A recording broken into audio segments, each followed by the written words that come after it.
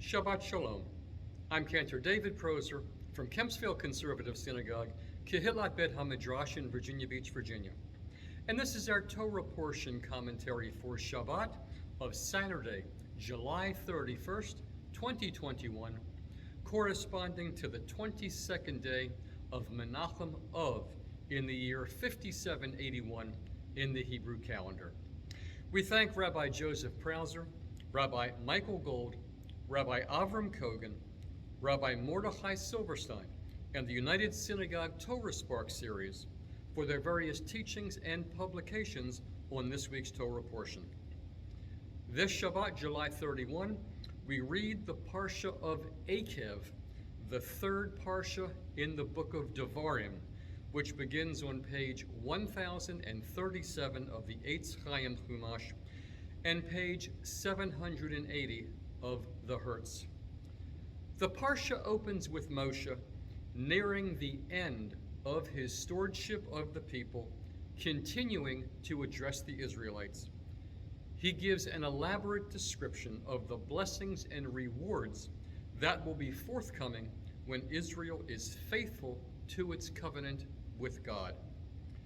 If the Israelites obey the commandments, God will bless them and multiply them, and their crops and cattle will flourish. Israel's enemies, in contrast, will suffer at God's hand. Israel will destroy hostile nations it encounters, despite its foes' superior numbers.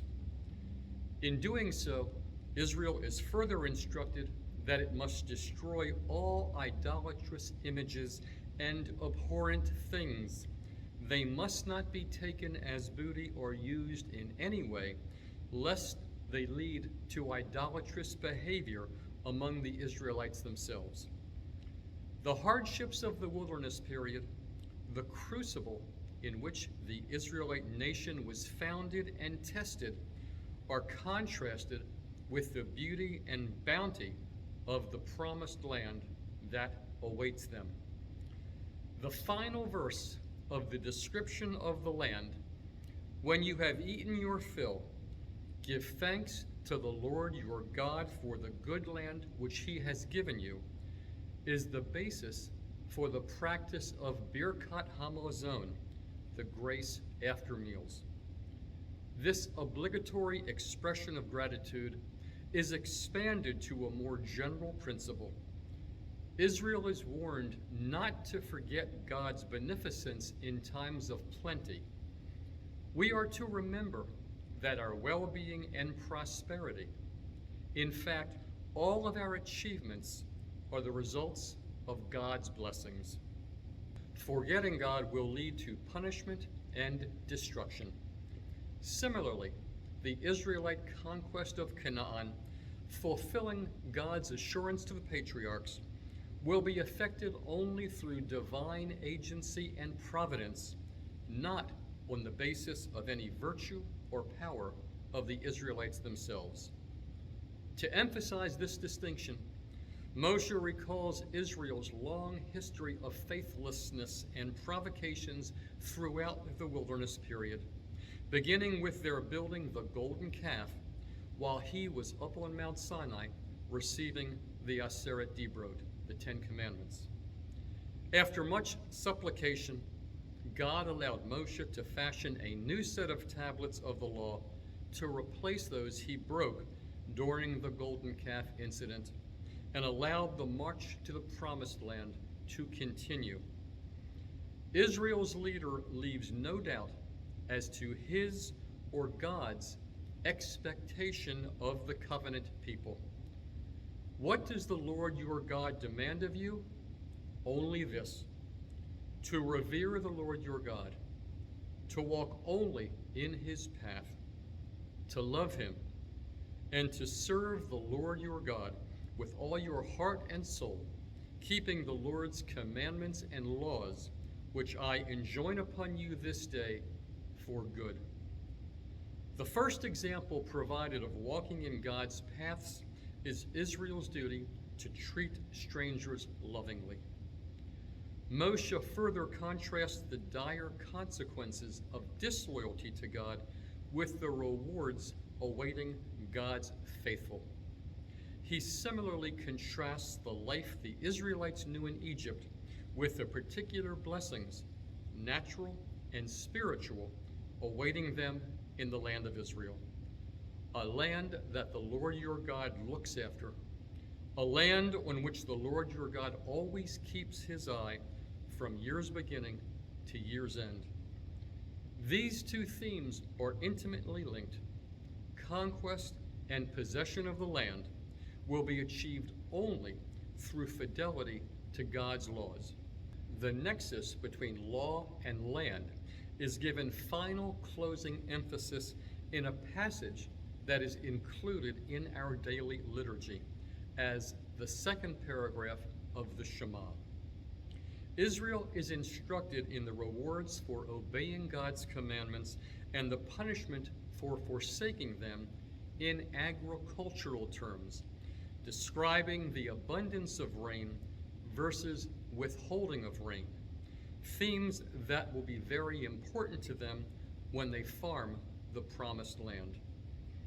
In a reprise of the earlier passage that we read last week in Parsha V'et, known to us as the first paragraph of the Shema, the V'ahavta paragraph, they are again reminded to impress these words upon your very heart, bind them as a sign upon your hand, and let them serve as a symbol on your forehead, and teach them to your children, reciting them when you stay home and when you are away, when you lie down and when you get up, and inscribe them upon the doorposts of your house and your gates, adding, to the end that you and your children may endure in the land that the Lord swore to you and to your fathers to assign to them, as long as there is a heaven over the earth.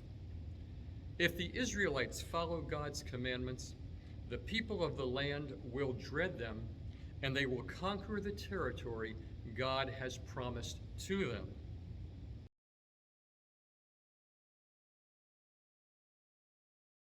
The Haftorah for this Shabbat is from the book of Isaiah, chapter 49, verse 14, through chapter 51, verse 3, beginning on page 1056 of the Eitz Chaim Chumash and page 794 of the Hertz. Just as in the past few weeks, this Haftorah is not connected to the Parsha of Eikev by theme. Rather, it was chosen as the second of 7 Haftorot of consolation that follow Tisha B'Av. This Haftorah enunciates the despair of Zion, which feels forgotten and abandoned by God in the years since the destruction of the temple in 586 BCE and the exile of the Judeans to Babylonia. It's a series of prophecies offering messages of strength to those who needed encouragement to return from the Babylonian exile to the Judean homeland in Eretz Yisrael. It was also a message of encouragement to those in the Judean homeland challenged with absorbing the refugees. This message is encapsulated in one particular prophecy at the end of the Haftorah. Look to the rock from which you were hewn, and to the quarry from which you were cut. Look to Abraham your father, and to Sarah who spawned you. For he was the one whom I summoned, and I blessed him and made him many. This prophecy draws an analogy between the founders of the faith, Abraham and Sarah, and those who would return from the Babylonian exile. Just as Abraham and Sarah left Ur Kasdim in what would become Babylon to go to the land of Canaan, so too the Babylonian exiles would leave their temporary homes and return to the land of Judea and there become a great nation. The intent of this message was not exclusively to encourage the returnees, It also presented a subtle message to those who were not pleased that the Jews of Babylonia were returning. The prophet wanted the refugees to know that their role was no less significant before God than those who remained throughout the exile. Shabbat Shalom, Good Shabbos. Since Kempsville Conservative Synagogue has resumed live services every Shabbat morning with real-time Zoom coverage as well, and Temple Israel will resume live services beginning in August next week, this will be our last pre-recorded Torah summary for the foreseeable future. Rabbi Panitz and I will still give weekly synopses of the Torah reading at our respective services each week. And if you were fully vaccinated, you are invited to join us in our sanctuaries by making prior reservations through each synagogue's email.